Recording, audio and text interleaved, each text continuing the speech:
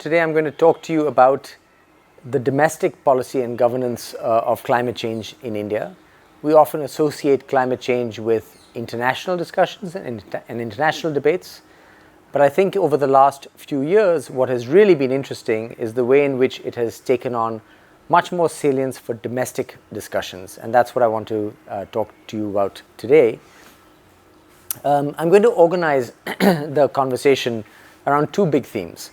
The first is I want to show you how India's domestic climate change policy narrative, but also its public narrative, has really changed. How the shift has occurred and why it's occurred, and how that has then opened up spaces for policy conversation within India, which is what I will come to second. So when I talk about the first part, I'm going to talk about climate equity, which is the starting point for this conversation, talk a little bit about impacts, talk about energy for development and the idea of co-benefits, and then also discuss the geopolitical drivers that have shifted climate discussion in India. And then, as I said, I'll turn to the climate policy framework, touching on both institutions as well as policies. So what is India's climate narrative, and how and why has it changed over time? So I want to start by showing you this figure from a very widely cited early report. So this is from the Center for Science and Environment in 1991. And you have this sort of rich, developed country guy coming up to some kind of peasant person in the developing world saying, "Yo, amigo, we need that tree to protect us from the greenhouse effect." And what Agarwal and Narayan were trying to get at back in 1991 is that the North has caused this problem. And now increasingly, they're trying to change the lifestyles and behaviors of people in the South to try and address it instead of taking responsibility for having caused the problem. So this report framed climate change essentially as a North-South issue. Right?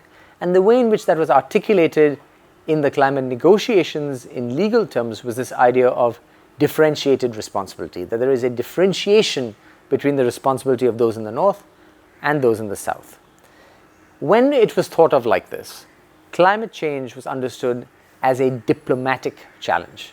First, foremost, and only as a diplomatic challenge. Right? The goal was actually to insulate Indian development policy from having to think about climate change, because we had so many other things to think about. This was a further burden on India's development challenge. And this was a very, very powerful story. And for at least 10 to 15 years, I think it's a story that has made India's engagement with climate change primarily a diplomatic engagement. And that goal of insulating domestic policy making has more or less been achieved. Over time, this story about a North-South equity dimension to climate change has become more complicated. It's become complicated, it's become nuanced, and ultimately it has allowed for other ways of talking about climate change in India.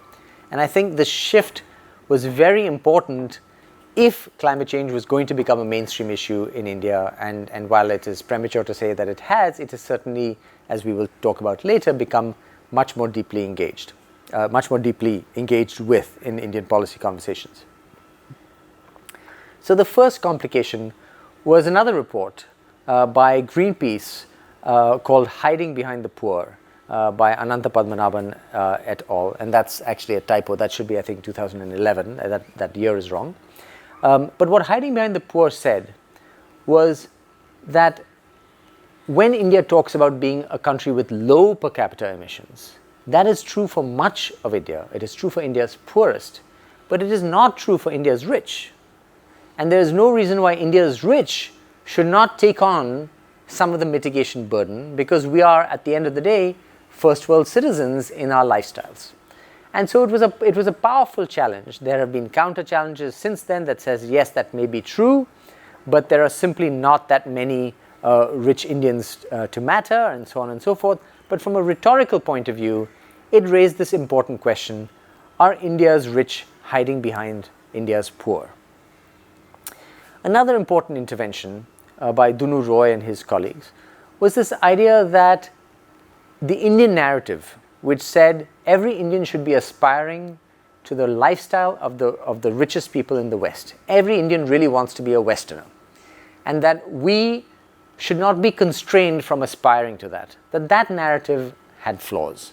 He said, in a climate-constrained world, India can teach the world something. The Indian poor can teach the world something. The Indian poor can teach the world how to live more sustainably in nature, how to be more resilient in their lifestyles. And this he called a subaltern view of climate politics. And it turned the discussion around. It said climate equity isn't really about Indians trying to replicate very problematic lifestyles of the rich. It is about us all learning to be more parsimonious with resources. A third line of thinking said, listen, we may talk about a north-south axis of climate change. And this line of thinking also took on board the idea of the hiding behind the poor report, that there are rich in India as well. But the new message that came through is, in a world where many citizens of India are going to be deeply vulnerable, we cannot only talk about the north-south story. We have to talk about responsible ways of engaging the climate debate, both for India's sake as well as for the sake of the vulnerable everywhere.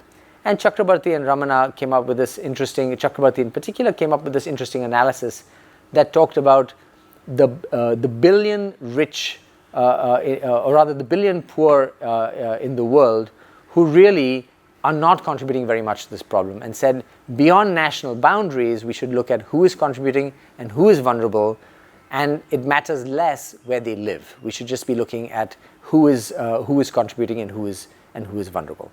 So all of these things really kind of complexified the north-south narrative, and it opened the door to thinking about climate change in a domestic context as well.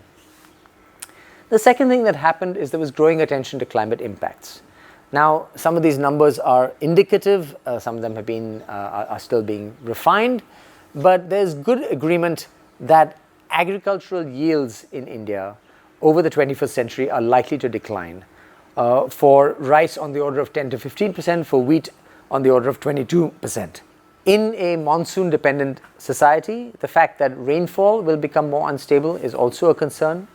So 12% decrease, 2 to 12% increase in intensity of rainfall, and a significant increase in the fragile Himalayan region as well. These are again just some indicative numbers from the Indian network on the INCA, which is the government's effort to compile information on climate impacts. Water is a big area of concern. So the real fear is that water availability will become more unpredictable, and water will be more concentrated in particular seasons. There may be heavier runoffs in rivers as a result of glacial melt, and there will be essentially a destabilization of the water system that really holds, that is essential for development in South Asia. There's been some controversy around glaciers because of some information in one of the IPCC reports that was perhaps not fully vetted.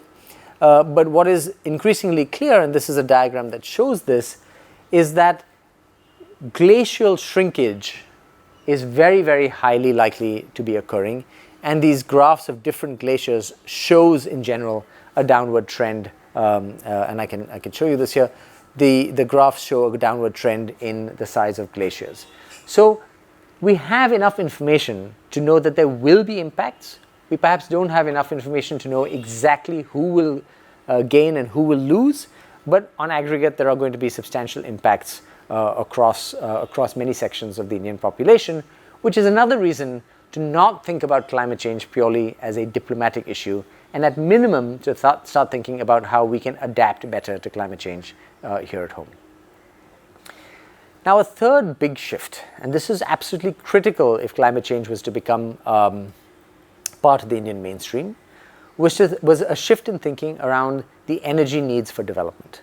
Now, the standard story, which is a very compelling story from the early days of the negotiations through the 1990s and so on, was that India's energy needs are going to grow. And I think this is indisputable. Our energy consumption levels are at extremely low levels. We have some 200, 300 million people still without access to electricity, more than that without actual access to commercial energy for cooking. So In particular, there's a burden on women who have to collect firewood, who have to burn biomass indoors, which causes indoor air pollution. And we also have, in terms of those who do have access to electricity, we have extremely low levels of consumption. Beyond this, we also have future infrastructure needs. So we have many more buildings to be built, many more ports, many more highways. All of this is going to take energy. So what this has led to is a focus on energy security as a priority. So if energy security is the priority, making sure we have access to enough energy, then climate mitigation, which calls into question the kinds of energy we can use, maybe even as the amount of energy we can use, is a threat, right? So from an energy security point of view, climate mitigation is something to be staved off, something to be kept at a distance, because we shouldn't really be challenged on our energy use. When you combine that with the equity argument, which says we are at low levels, we have high needs of energy, this starts becoming sort of a bulwark against any engagement with climate policy domestically. This story has begun shifting quite recently, and a big reason for the shift has been the rise of renewable energy.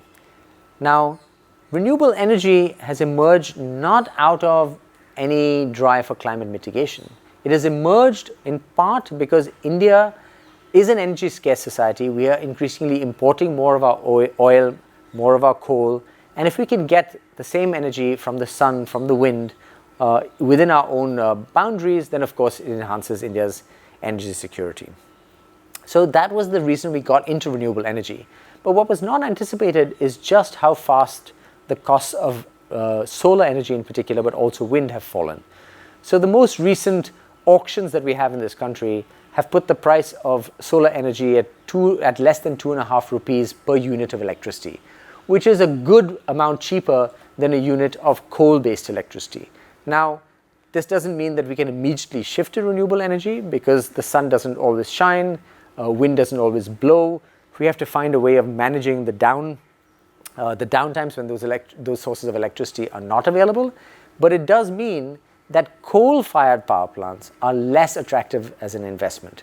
So our fears about not being able to meet our energy needs without fossil fuels have abated somewhat. I don't want to overstate the case, but there is now a viable alternative, and particularly if energy storage technologies start coming down in cost, then there is a viable path forward for India. The other part of the story is that there's been growing appreciation that some of the fossil fuel sources just come with a lot of downsides. Coal development is dirty, burning coal or burning petroleum in cars leads to air pollution. If we can find a way of getting the gains of clean energy, then it is good for us from a development point of view. So the net result of this shift has been that there has been a growing appreciation that energy for development, our needs of energy for development, may be compatible with a lower carbon energy path. And that it's still a question mark, but it is a very different message from that which was conventional wisdom even a decade ago, perhaps even 5 years ago, where it was understood that India would be locked into a lot more coal and a lot more oil for the foreseeable future. We can now see some point at which that period may come to an end and renewable energy may start becoming more important. Now, what does all of this add up to in terms of India's energy and its emissions? It's a very complicated story, which we've tried to put together here on a single slide. The way in which this is done, and I encourage your students to actually start looking at some of the primary materials that lead to these kinds of numbers, is by doing these energy models and translating the results into emissions. So on this graph, you have all of these dots, some 15 odd dots, each of which is a different scenario from a different study. There were 7 studies as a whole, some with 2, some with 3 scenarios. And what you can see is along this axis, you have the annual carbon dioxide emissions starting at 2, which is about where we were in 2012. So this is 100% of the levels of 2012, going up to about 5.5. And this is different GDP growth rates because the models assume different GDP growth rates. And what this gives you is a range of different studies and where they fall. And what's interesting about this is you see that there are some studies that project almost negligible increase by 2030, just a little bit above 2012 levels, and others that project almost a tripling of greenhouse gas emissions by 2030. How do we unpack this? How do we make sense of this? What we also did is we looked at India's pledge in the Paris Agreement, and this is the range to which emissions would have to go for India's pledge to the Paris Agreement. The reason I've put this somewhat complicated graph up here is to tell you two things. One is, based on our current policies, the studies project that we will be right around the point of the India Paris Pledge. And this is about a doubling of emissions from about 2 tons to about 2 gigatons to about 4 gigatons. What's interesting about this is it says that India's emissions will increase, but there may be an upper limit at around the level of doubling by 2030. What happens beyond 2030 is a different matter. The reason this is further important is that we have a legacy of looking at what China has done, and China's emissions rise was much steeper than this. So from a global point of view, it's good news if we can say India's emissions are not going to multiply manyfold, but they are going to increase a lot, and we need to be prepared for that. Now, this is despite what I just said about renewable energy, because in the short run, we are locked into a fair amount of coal-fired electricity. We are locked into oil for transport. So this is despite all of that. But there is also, and here's the second message, there is also scope to actually reduce emissions well below what we projected in Paris. But the costs of doing that are as yet uncertain. Right? So this is an important discussion. One reason it's important is for domestic policymakers to understand. The other reason it's important is internationally, we have to go back to the Paris process every few years and renew our pledge. So we need to understand where we're likely to go in order to renew that pledge. Another change that has happened, and I've mentioned this before, is this idea of co-benefits. So India has moved politically in the domestic climate conversation, because the idea that climate change would always cost us something has now shifted. The prime example is the one I've given you with renewable energy, but there are further examples. And our National Action Plan uses this language of co-benefits. It says, and this is from 2008, I believe, that measures that promote our development objectives while also yielding co-benefits for addressing climate change effectively, these are the measures that India will prioritize, right? This idea of co-benefits. It was politically a very interesting move, because what it said is India is doing something about climate change. Diplomatically, it was unsustainable to say we're not going to do anything. But what we said is we are going to prioritize our development objectives, but we don't believe that that means we're not doing anything about climate change. Some of the development policies will also have climate gains. So it was intended as kind of a diplomatic sleight of hand. But what was interesting about it is that it actually opened the door to many researchers, communities, and others exploring these co-benefits. And it proved to actually be quite a rich area for policy making. So for example, in the area of urban development, there are co-benefits between transport and mitigation. If you have a better public transport system, if you have public walkways, you have both more livable cities, lower air pollution, and you also have climate mitigation. So these things can go together, and there are many other such examples. There are some who've criticized this line of thinking and said, let's not be too sure that everything is a co-benefit. There may be trade-offs, and Parekh have written about this in Economic and Political Weekly. And one example might be the cooking fuel transition.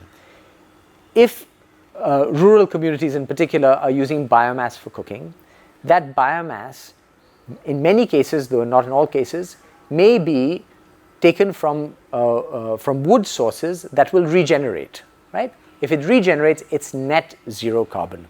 If those households move to induction cooking or LPG gas cooking, then that is carbon positive. It will emit some carbon. So there will invariably be a case where the move to LPG is a good move. It saves women time. It decreases indoor air pollution. it decreases deforestation, but it may come with more greenhouse gases. So I wouldn't claim that co-benefits are always present in all cases, but the intellectual agenda is to try and understand where they are present and whether or not they can drive policy. So, in a slightly more humorous vein, this argument has been summed up in this cartoon, which basically makes the point that co-benefits really hold out the promise of low costs to climate action. So you have a speaker here at a climate conference talking about all these things that are desirables: energy independence, rainforests, sustainability, green jobs, etc., etc. And the audience member is saying, what if it's a big hoax? That is, if climate change is a big hoax and we created a better world for nothing. In other words, many of these things we should be doing anyway, which is exactly the political power of the co-benefits approach. So the rise of this approach has made it more possible for us to talk about domestic policy making, as opposed to the early days where, for reasons of equity, we kept climate change as a diplomatic problem because we didn't want to undercut our development. A final reason that policy making has changed in India is geopolitical. Now, particularly since, if you remember the Kyoto Protocol, for those of you who've sort of looked at the international side of the discussion, the Kyoto Protocol said rich countries go first. But it also said that in the second commitment period, everybody needs to move. And there was a long squabble there. Have rich countries done enough to justify developing countries moving forward? Have they not? And so on and so forth. So in the late 2000s, there was a lot of pressure at global meetings, at the G8, the G8.5 plus 5, the G20, something called the Major Economies Forum, where India was constantly asked, what are you doing about this? And in fact, the Climate Action Plan came out of pressures from one of those meetings, and we followed. China put out a national action plan. A year later, we put out a national action plan, coincidentally just a week or so before one of these big meetings. And so India has felt pressure to show something. The way in which we try to put something on the table while not compromising our interests was that language about co-benefits and so on. But clearly we have felt geopolitical pressures to move on this agenda. At the same time, the rise of the basic countries, Brazil, India, South Africa, and China, have provided some kind of cover, but many of those allies have actually proved more willing, in particular Brazil and South Africa, to take domestic action, again putting the pressure on India.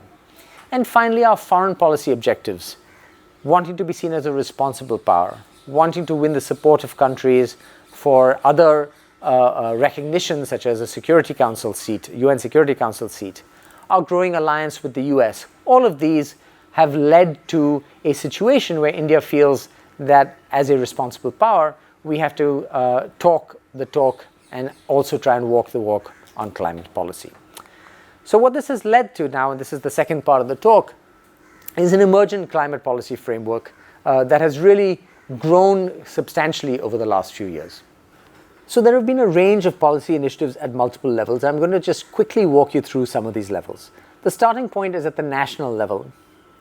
The National Action Plan on Climate Change, which was initiated in 2008, has 8 national missions. It includes things like the National Solar Mission, the Mission on Enhanced Energy Efficiency, the Urban Habitat Mission. And while these are now large and sprawling missions, they are basically rooted within individual ministries. And whether they've moved forward or not has very much depended on the individual within the ministry or the small group within the ministry. And in many cases, they have just kind of been absorbed into the mainstream of the ministry. So for example, the National Water Mission has not really accomplished that much of note, while the National Solar Mission has led to the solar revolution that I talked about earlier, really leading to a steep decrease in the cost of solar panels. So that's quite a contrast. Many of these missions were criticized for not really truly being either a mission in that they had a single objective that they could viably work towards, nor really a plan in that they had a list of actions and a strategy for implementation. They sort of fell between these visionary ideas and kind of administrative plans. There's also been very little analysis of these missions. There are a couple of studies that I've cited here, but really a detailed unpacking of these missions remains to be done, and it's something that certainly I think as class projects and so on, one can turn one's students direct one's students to examine some of these. I think it would make for an interesting area of work. The lasting impact, however, of these missions might be that they've created space in the bureaucratic system, interesting new spaces for individuals in a position of some responsibility to push their own agenda. And a good example of this is the National Mission on Enhanced Energy Efficiency, which was really, we had a Bureau of Energy Efficiency, we had a Climate and Energy Conservation Act, but neither of them were really taken terribly seriously until this mission came along and really injected energy, funds, and people into implementation. And it has led to a sprawling structure. This is a little hard to read, but this gives you a sense of India's institutional landscape for climate governance. So if you look down here, pre-2007, this light shade, it was basically the Ministry of Environment and Forests, a little bit of the Ministry of Power, Ministry of External Affairs, and a few research institutions. So this map for 2007 was just 3 or 4 institutions. Between 2007 and 2009, around the time of the Copenhagen COP, once the National Action Plan came into place, all these other ministries came into play. The Prime Minister's office came into play.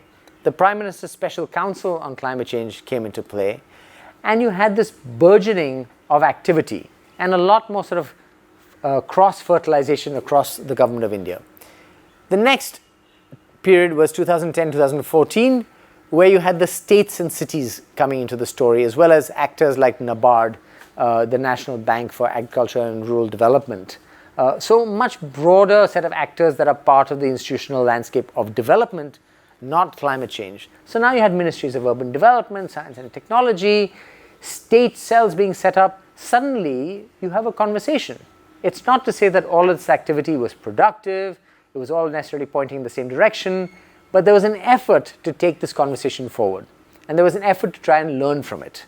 Right? So it might have been halting, half-hearted, but because you had all these boxes now created and set into motion, it has changed the landscape of climate governance in India. One of the 2 different areas, in addition to the national scale, where changes happened, is at the state level and at the city level. So the central government requested every state to set out a state action plan for climate change. These were mostly focused on adaptation, partly because that was what was most useful for states, but partly due to the politics of climate change in India, where we didn't want to actually necessarily concede that we were taking mitigation actions. And while this was nationally driven, within the states, it was local concerns that really shaped these plans. So for example, the state action plan in Orissa really focused on coal, fly ash, and the energy sector. In Rajasthan, desertification was the big interest. And so there was what one might call strategic bundling of local development and climate concerns in each of these state plans. How could you use climate change to actually harness it to and take forward some local agenda? And the broader point, and this point is only reinforced by the city level work, right? So you have city level climate action, which has not happened really sort of from a bottom-up way in the cities. It has really been sparked by a lot of international actors coming in, networks of donor agencies, of funders, of NGOs, as part of a larger upsurge of non-state actors engaged in the climate space. And they've brought in this narrative of climate resilience, and that narrative has been forced to interact with local concerns, local organizational structures like municipalities, corporators, and so on, and local issues such as water supply, street lighting, stormwater drainage. So how do you bring these kind of grand ideas of climate resilience together with these very prosaic concerns? Because you're not going to deal with climate change in India if you don't deal with the bread and butter issues of Indian cities. So there's been an effort to try and relate these bread and butter issues to some of these larger challenges. So if there's a single theme around climate governance in India that I really want to highlight, is that it has been this effort to relate what is a global, somewhat abstract issue to local, very tangible, very prosaic concerns, whether in the mitigation space or in the adaptation space. And that has not always been easy to do, but the path forward towards climate governance lies, I think, in those who control power, those who run institutions, understanding and being able to relate climate concerns to things that shape the daily politics and the daily concerns of citizens in India. So just one final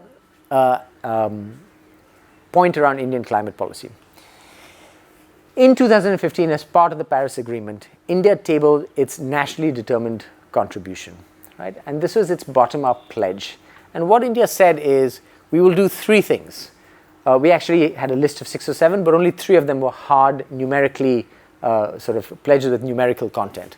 The first is that we will decrease the emissions intensity of our economy by 33 to 35% from the level it was at in 2005, and we will do this by 2030. Now, the emissions intensity is the emissions per unit GDP. This is important to understand. India has not said that we will set a cap on our emissions. It has said we will make our economy more carbon efficient. We will squeeze more GDP out per unit of carbon, right? And we argue that this is an appropriate pledge for a developing country to take on. So in a sense, we remain true to some of the early roots of the equity discussion, but we are actually doing something tangible and concrete, because this is actually not a trivial pledge. The jury is out as to whether it's ambitious, whether it's easy, whether India will achieve it, but it is definitely not trivial. We have to increase the carbon intensity of our economy by quite a bit over the next 15 years. The second is to keep going with this renewable revolution, to make fossil fuel free electricity, which are renewables, but also hydro and nuclear, that we increase them to the point where they're 40% of our electricity supply, electricity capacity, not supply, by 2030. And we will also sequester an additional 2.5 to 3 billion tons of carbon dioxide equivalent in the forest sector by 2030. Right? Now, these are all reasonable pledges. The interesting question arises, how will we implement them? Through that whole edifice of the national action plans, state action plans, city plans, the sprawling apparatus here that I've described here of climate institutions, how will all of these things be harnessed to lead to that intensity target?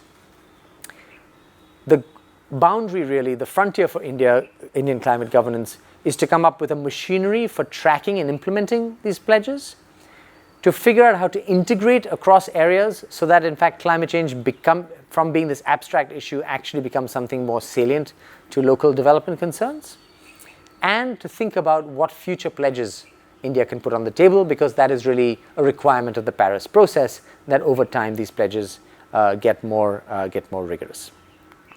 So with that, what I want to leave you with is, I think, 3 large messages that I think it's important your students take into account. Climate policy making in India has kind of taken this long arc from insulation of development policy from climate concerns to a partial integration. And that integration is very much a work in progress. I think it's sort of a bumbling through this very complicated set of linkages between climate and development. But there is an institutional machinery, there are policies, there are actors trying to figure this out. And I think this is an intellectual area that it's very useful for young people to be aware of and consider joining. The second is this idea of co-benefits, which comes out of the National Action Plan, has been politically very useful. Right? It has opened the door to saying maybe it's okay for us to think about climate policy. But a lot more work needs to be done empirically to understand where there are co-benefits and where there are trade-offs, and where we can think about development and climate going hand in hand, and where there are conflicts between these two. And finally, this expansion of climate policy space and institutions is only going to increase. At the moment, there are relatively few people in each of those climate institution spaces, those boxes on the organogram, but that can only grow over time as the demands and the complexities of this integration increase. We are going to see a process of institutional thickening, deepening, and integrating across all these different areas, across things like transport and climate, housing and climate, agriculture and climate, driven less by climate change and more by development concerns in these areas. How do we house India's poor? How do we house India's population? How do we provide jobs to India's people? How do we ensure reliable water supply? All of these things have a climate angle. In the past, we have decided not to think about that angle. I think we're now at the stage where we're willing to engage it, but exactly how to engage it, we've only taken the first few steps on that journey. So thank you very much.